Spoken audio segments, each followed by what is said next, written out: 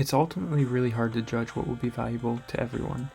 What I consider a good value could be extremely expensive to someone else on a completely different budget. However, when it comes to a game like Downwell, it's hard to say you aren't getting a good value here for picking up the game. The game is $2.99 on the eshop. Yeah, $3. Downwell is a game where you play a person, creature, blob, really whatever you want to call it, making its journey down a well, with your boots that just happen to have guns on the bottom. You attempt to avoid and kill enemies while collecting gems as you continue down.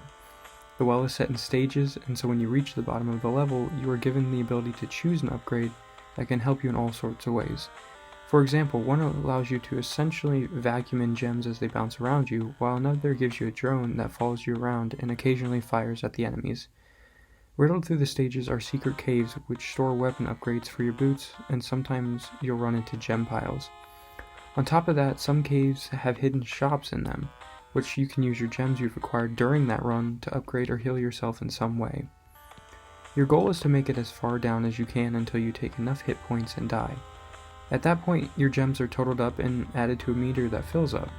As the meter hits certain milestones, you unlock different game palettes and options that change how your game looks visually, or you unlock different style selects that change how your character moves, and at the same time offers different perks that slightly tweak your game.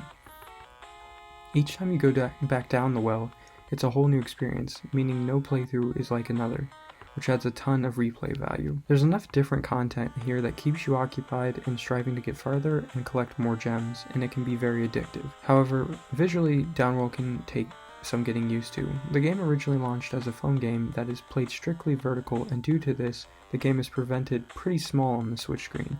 I played almost my entire time with the game in handheld mode, and at first it took some time to adjust to the size, but quickly I became accustomed to it. That's really my only con from the game. For $2.99, it's the perfect play for when you're bored or a traveling game. It's quick, fun, and an addictive game that you don't feel bad about spending a one-time purchase on. If you're in the market for a cheap and fun little game for your Switch, I suggest Downwell 100%.